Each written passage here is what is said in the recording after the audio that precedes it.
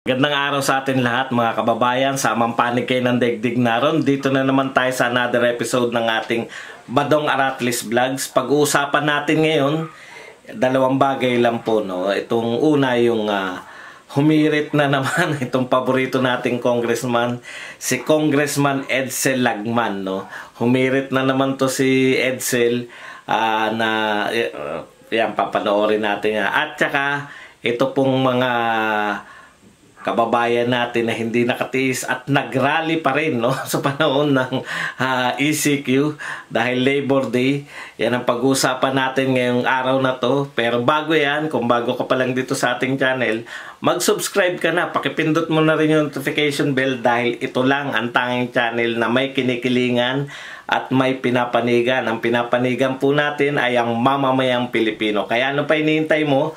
Pindot na! Okay, pag-usapan natin. Ay, bago natin pag-usapan yung topic natin. Nagbukas na po kasi tayo ng membership, no? Ito po yung mga gustong direktang makatulong sa ating channel na wala silang ibang paraan. Kasi yung iba nagme-message pa sa akin, Badong, paano kita mapapadalan dyan ng mga ng dolyares? Biro lang. Hindi naman tayo lagi nagla-live. Sa live kasi may donation, di ba? Dito po, meron na po tayong membership. Binabati po ko po yung kauna-unahang member natin, si Boss Max Clamor, no? Isang member na po tayo. So, pindutin nyo lang po yung join. Join kung gusto nyo maging member ng ating Badong Aratlis vlogs. Maging bahagi na po kayo ng ating masasabi nyo na po sa inyo sarili na kami talaga yan, amin yung Badong Aratlis Vlogs na yan. Okay? So, pindutin nyo po yung join tapos mamili po kayo ng uri ng membership nyo doon. So, maraming salamat kay Max Clamor ng ating kauna-unahang member. Natala na siya sa kasaysayan. So, mag-member lang po kayo. Wag lang yung mayayaman yung ating suportahan. Okay, punta na po tayo dito sa ating topic. Alam niyo, nakakatuwa po to si Risa Hontiveros at saka to Senator to, Congressman Edsel Lagman. Bibabalik lang po natin yung panyanyari, no? Yung kinakailangan po nung kanilang suporta, no? Dito sa Bayanihan Act. Hindi tinutulan po nila yan, no? Hindi nila sinuportahan yung Bayanihan Act. Ano po yung hindi nila sinuportahan? Ito po yung pagbibigay ng ayuda sa inyo, yung mga viewers natin, at saka sa mga viewers natin, marami dyan, mga munyaman, yung mga mamamayang Pilipino na apektado nitong quarantine natin. Hindi po sila, no? Hindi po nila sinuportahan yung pagbibigay ng ayuda sa inyo. Kaya yan si Hontiveros, gigil na gigil tayo kahapon kasi nakuha pang mag-file ng ng kanyang bago na namang batas na tutulong daw sa mga manggagawa dahil Labor Day kahapon, tutulong daw sa manggagawa pag nagkaroon ng pandemic ulit. Ang tinatanong, nasan kayo ngayong pandemic ngayon? Bakit hindi kayo tumulong ngayon? For future pa yan eh. Ano bang gusto nyo? For future, para iboto kayo uli. Ito, si Risa Hontiveros, nagkukunwari pa eh. Ito, wala nang pagkukunwari ito si Edsel Lagman.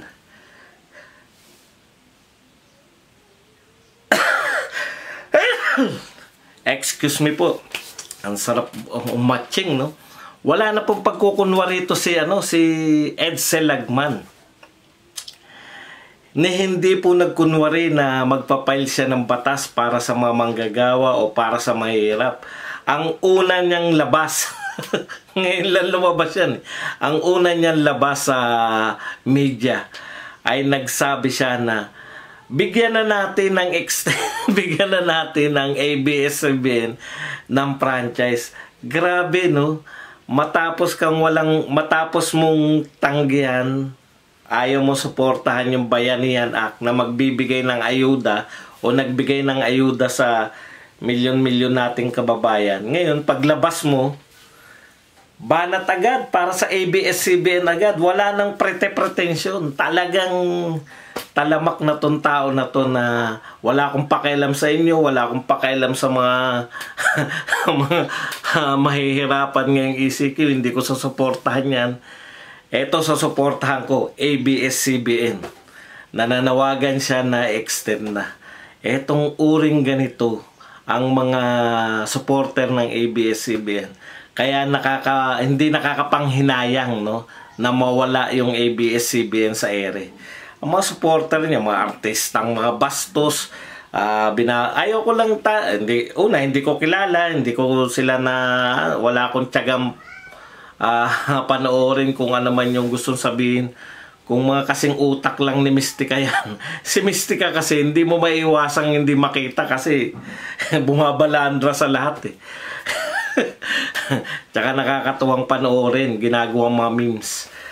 Pero yung ibang artista, yung mga kung sino man yung mga yan, wala tayong katyaga-tyaga dyan. Eto kakampi nyo to si nakakaawa na sana eh. Okay na sana na maraming sumusuporta dito sa ABS-CBN. Pagpapawalang kumbaga, ignore na lang sana natin. Sige, parte na ng buhay ABS-CBN. Pero yung gumawa pa sila ng kampanya, totoo yan. Kasi may isang araw natatandaan nyo, may isang araw na ang dami nilang artista na sabay-sabay bumanat. Di ba? Imposibleng nagkataon lang lahat yun. Bakit ngayon wala na nagkakataon? Bakit ngayon wala nang bumabanat? May isang araw na sabay-sabay silang bumanat. Akala siguro nila. Ito na yung isa sa mga maling akala nila na ito na siguro yung katapusan ng Duterte, etc. etc. No? Pero nabigo na naman sila. Di ba? Okay, so dahil sa mga ginagawa na yan, talagang ituloy-tuloy na yan. No? Yung sinasabi nila na May 4, pag open ng dapat expired na, 'di ba? Expiration na. Huwag kayong mag-alala. Yung mga abogado, si Chong tsaka si Gadon, yung mahilig magsabi na bobo, mga nabububuhan sa mga tao. Alam ko na nakaabang na yan na pag-expire ng prangkisa ng ABS-CBN, papatigil na sila sa ere. So, hopefully, matuloy na yan para mabawasan tayo ng mga nagkukonsinti. Hindi nga sila nagkukonsinti. Sila yung isa sa mga sutil na direktang lumalaban sa ating Pangulong Duterte. Yan, lawak pa naman ng niyan, ng nare-reach niyan, no? Pero, hindi nyo napupuna, parang may pag-awat sila ngayon. Na-realize nila na talagang tutuluyan na sila no? Ang wrong move pa nila, yung sa kalagitnaan, may isang araw yun o 2 araw na sabay-sabay lahat ng artista nila bumanat ewan ko kung artista nila yan, yung mga naglabasan, talagang ganyan, laban-laban na sa kanila. So, balik tayo rito kay Edsel Lagman. Wala nang tong tao na to, tong congressman na to, wala nang pretensyon. Hindi po siya nagpe-pretend na siya ay makamanggagawa o kung ano pa man, no, makamahirap. Basta unang labas niya, extend na natin ang ABS-CBN. O, garapalan na. Wala nang pero mas gusto ko to na kalaban kasi walang pagbabalat kayo, 'di ba? Si Risa, puta, nagbabalat kayo pa na kung ano-ano tungkol sa manggagawa. Sa kanya harap-harapan. Buksan na natin extend na natin ang ABS-CBN. Hindi naman papayag yung mga mamamayang Pilipino. Nariyan naman yung mga attorney natin, si Attorney Gadon at saka si Attorney Chong, na handang ipatigil na sa operasyon. Huwag na kayo mainip, araw na lang. Kulang kayo dyan, yung mga nanggigigil na bakit hindi pa mapalaya siya. Okay, punta na tayo rito sa isang topic, no? Labor Day. Usually, ang panahon ni Duterte, konti na lang yan di ba? Nagrarally, konti na lang. Hindi na katulad nung araw, nung mga malakasan pa yung mga pagkilos, no, ng mga manggagawa. Hindi na katulad nung araw yan na napupuno pa yung mga ano eh, 'di ba? Yung Liwasang Bonifacio, pupunta ng Mendiola. Kahit na gustuin pa nila ngayon, wala na silang mapakilos na gano'n, no. Actually, hinahayaan lang sila ng Pangulong Duterte. Yung mga nananawagan nga na Aus Duterte, hinahayaan lang sa EDSA, 'di ba? Nilalangaw nga eh. Pupunta ron. Wala pang 100 yung tao ron. Na nilalangaw lang. Magpo-program sila. Siguro nahihiya rin sila sa mga pinagagawa nila na ang dami nilang supporter sa social media. Hindi nila alam. Yan, lumabas na, di ba? Yung baklang mga bumaliktad sa kanila. Ano to small time lang tong bumaliktad na to eh. Wala rin naman pala siyang say talaga sa kaitaas-taasan. Parang ano lang. Si 400,000 for magkano ba yung naibigay daw yung Madam Claudia? Para lang siya katumbas lang ni yung Lin. Yun nga, yun daw ang kapalit ng Madam Claudia.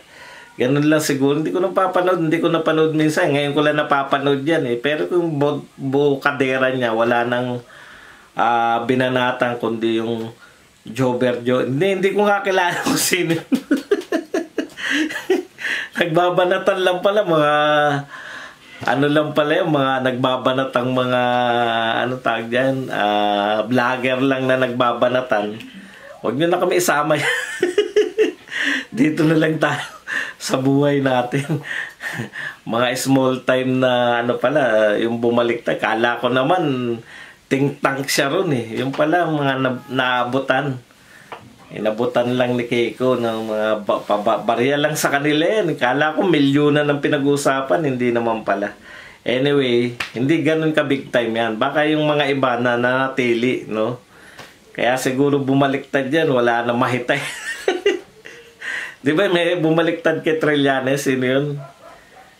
May attorney bumaliktad eh, di ba? Dahil hindi nababayaran ni Trillanes. Anong pangalan? Yung mataba? Yung nagsampa ng kaso sa ICC kay Pangulong Duterte. Yun. Ganun talaga pag mga bayaran. Puta pa, hindi nyo kayo babayaran. Babaliktad na, di ba? Ganun talaga eh. Yun naman, sinabi naman niya na hindi siya nabayaran. Baka ito rin, hindi rin nabayaran. Balik na tayo rito. Hinahayaan lang ni Pangulong Duterte yan eh. Nung panahon na walang COVID. Pero lahat naman tayo mga kapatid, ngayong panahon na to, lahat tayo alam na natin na may panahon na ng COVID, pinagbabawalan nga lumabas sa bahay, di ba? Hinuhuli nga pag walang quarantine pass eh. Tapos mag-stage pa kayo ng rally. Dapat kasi una, may quarantine pass ba sila? Biruin mo ha. Iba na objective nila eh. Ang objective lang nila, magpahuli talaga. Alam na nila yun, ihulihin sila eh, di ba? 8 lang sila. Hindi naman sila alam niyo, pag original na magrarally at 8 lang kayo, hindi na kayo tutuloy. Alam niyo yun? Wala pa ako nakita nagrally na 8 tao eh. Kung 8 lang kayo at magrarally, siguro, asan na yung iba? Huwag na natin tuloy ito, nakakahiya. Nakakahiya lang yun. Pupunta kayo sa Quiapo o sa Mendiola na 8 lang kayo. Wala kayong mahaharang doon. Puput-putan lang kayo ng mga jeepney driver doon, sagasaan pa kayo pag ayaw nyo tumabi. Hindi ganyan yung pag-rally, 8. Ang purpose ng 8 na yun, magkaroon lang ng media mileage. O yun na nga, di ba? Nung nahuli, siyempre hulihin, expected na nila yung nahuhulihin eh. Tapos may media na agad. Ang point lang doon, yung sa Iloilo, mas marami. Alam na rin nila nahuhulihin sila eh. Alam rin ng pulis. Kasi ang dami rin media, ang daming media, mas marami pa nga yung media kaysa sa mga nagrarally. So alam na nila magaganap na hulihan. Siyempre yung media naman, nag-expect yan ng mga magre-resist, tapos magbabakbakan, hindi nakakuha sila ng scoop. Bigo din sila eh. Ang babait ng mga pulis na nanghuli. So, tinatanong sila, anong violation? Alam nyo na yan lahat eh. Yung mga media minsan eh, 'Di ba? Tatanong mo ba kung anong violation? Sinasagot naman sila ng matino ng pulis. O, di wala naganap, wala silang scoop. Ibig sabihin, yan lang ngayon. Alam nila na huhulihin sila, Labor Day, alam nilang may media. Makakapagsalita sila ngayon. Na eto kami, hinuhuli kami. Yung mga banat sa dyaryo, di ba? Hinuhuli kami dahil kami ay naghahanap ng mass testing. Puta, mass testing pala yung gusto ng mga kaya nag-rally. Akalain nyo, mass testing pala ang gusto nila kaya sila nagraraling 8. Mass testing at saka yung hindi raw na ibibigay yung mga ayuda. Ayan. Alam nyo, tignan nyo records kasi, meron lang ilang mga local government, na hindi nakakapagbigay. 'Di ba?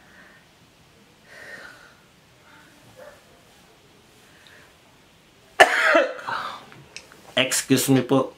Ibig sabihin yan, depende rin minsan sa local government kung paano niya maayos, kung paano dumiskarte yung local government, kung paano niya maibibigay yung mga ayuda. Merong, sabi ng DSWD, o sabi ni Anyo kahapon, 75% na napamigay sa Metro Manila. Merong local government na 10% pa lang yung napapamigay. Alam nyo na, may idea na kayo kung ano yun.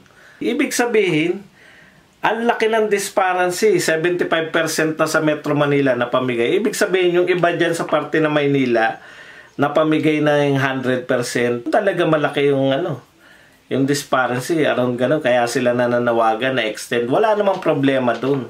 Pero dapat, so yung problema naman sa ayuda na yan, ginagawa naman ng paraan yan, di ba? Kung tutusin nga, wala tayo dapat problema niyan kung hindi tayo nagbigay ng ayuda. Biro lang. Ang nakakatawa dito, nakaisip tong mga rallyista o yung mga pinuno nila na kita nyo hindi sila talagang nakaplano yun yung pagpapahuli. Kita nyo, dahil nahuli sila, nasingit nila ngayon tong mga may challenge sila ngayon China-challenge nila yung 5,000 na ayuda ay kung mabubuhay yung mga government official, yung mga matataas na gobyerno sa 5,000 per month na ayuda, no? In the first place, alam nyo mga boss, ayuda lang nga yan, ayuda, di ba? Pansamantala lang sana. Nakukuha nyo. Pansamantala lang yan, pantawid lang habang may COVID tayo. Hindi naman panghabang buhay yan na ganyan yung sitwasyon. Kaya nga, at saka sa Metro Manila, 8,000 naman di ba? Yan yung pang ayuda nyo habang habang ngayon meron lang tayong crisis. Habang bawal lang kayo maghanap buhay. Unti-unti, mawawala din naman yan Yung iba nga natutuwa kasi dati na sila walang trabaho, nagkaroon ng ayuda. Gusto nila ma-extend. Mayroong pilosopo, si Willie Rebillame yata. Kaya daw nagpapasaway yung iba. Hindi ko alam kung saan ko nabasang post. Parang kung hindi si Willie Rebillame, basta dun sa Wawawi na post, na kaya daw nagpapasaway yung iba. Kasi mga dati nang walang trabaho yan, nagkaroon sila na ayuda. Pag na-extend pa tong lockdown, may ayuda pa sila. Meron din. Pero hindi. May problema talaga tayo sa ayuda. Hindi dahil sa wala tayong pera, kundi yung walang kakayahan na mabilisan at pagtugon. Kasi nga, bago nga to. Di ba? Bago tong pandemic na to. Ngayon magagawa na natin ang paraan yan sa masusunod. Sana naman wala nang susunod na pandemic. Pero kung may susunod pa, alam na ng mga tao sa pamahalaan.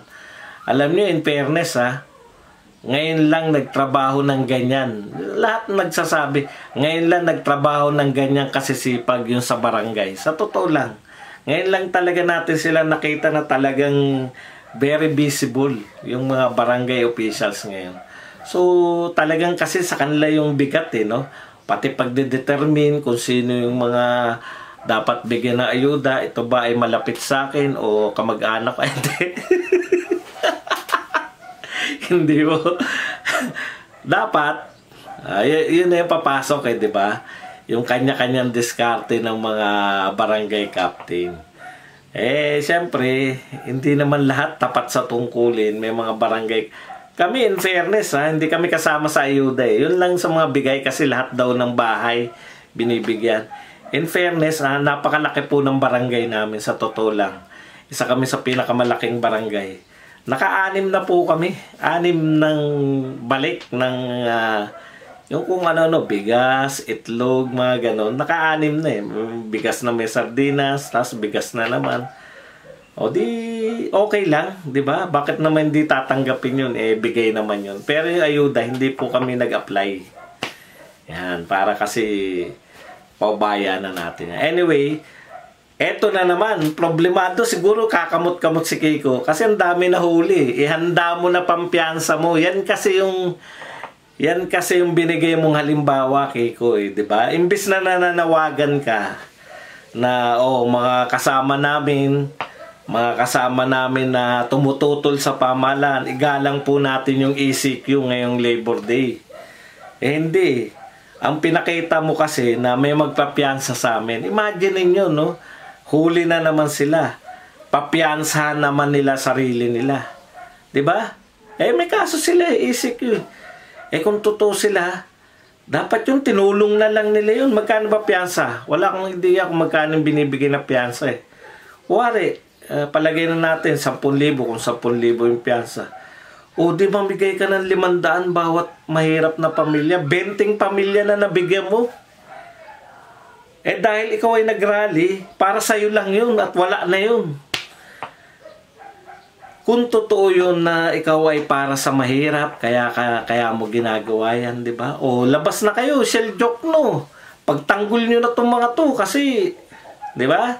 Kiko Pangilinan, handa ka ng pampiyansa, magbilang ka na ilan yung nahuli na nagrally, yan ang gusto niyang tulungan yung tinutulungan ni Kiko Pangilinan kayo nag-udyok dyan sa mga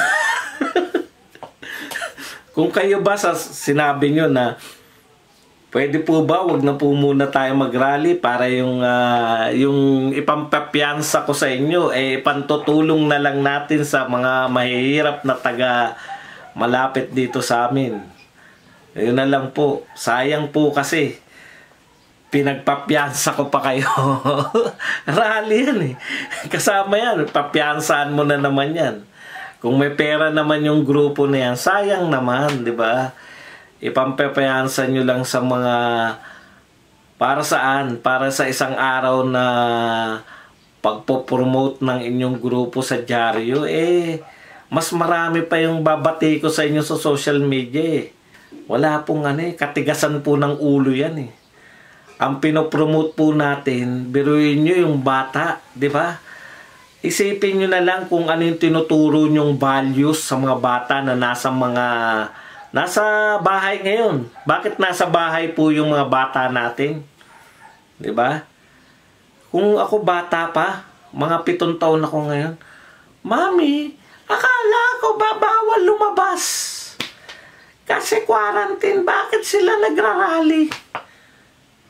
Diba? Walang takot sa COVID Mahirap kasi, di ba sabi nga natin, mahirap magsalita sa bata tapos nakikita sa inyo. Huwag na kayong mahiya sa komunidad na hirap na mag-quarantina. Mahiya na lang kayo sa mga anak nyo, yung mga nagrally na yan. Paano nyo ipapaliwanag sa anak ninyo na kayo nagrarally sa panahon ng quarantina? Social distancing, di ba? Kayo magrarally. Hindi, naka-social distancing naman kami. Pilosopo nyo di ba? Kapilosopo. Yun lang paglabas nyo sa bahay na parang dapat lumalabas ngayon sa bahay sa panahon ng quarantine. O sige, magpilosopuhan na lang tayo.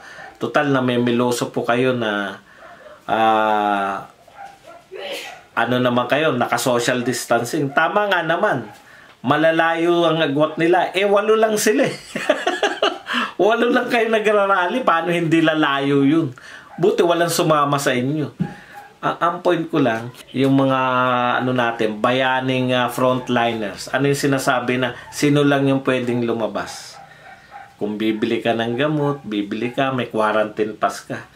Eh kung yung quarantine pass mo, ginamit mo para mag-rally, wala pong katwiran na matino diyan sa ginagawa nyo sa bata. Sa bata po kayo magpaliwanag. Yung po yun na po promote sa inyo, yung katigasan ng ulo nyo. Hanggang dito na lang po muna. Ay, yung mga maraming salamat pala sa mga nag-comment sa senior citizen. Ngayon, naunawaan ko na kung bakit may mga senior citizen sa SM habang kayo ay namimili. 20% discount. Oo nga naman, kung kahit ako senior citizen, kala ko kasi sa pagkain lang, sa mga gamot lang. Yung pala pati sa SM meron senior. Okay, naunawaan ko. Pero sana naman kung hindi na makalakad, naawa kasi ko yung mga hindi na makalakad na senior, karay-karay ng kanilang anak para lang sa discount. Sa bagay, hindi ko na wala na ako masabi dyan. Pero maawa din kayo sa mga nanay nyo. Kasi sila yung pinaka-prone, di ba? Sa mga, pag nadapuan yan, mas malaki yung porsyento na sila yung pag dinapuan hindi makarecover. Hanggang dito na lang mga kapatid. Hanggang sa muli natin pagkikita dito pa rin sa inyong paboritong tambayan, Badong Aratilis po.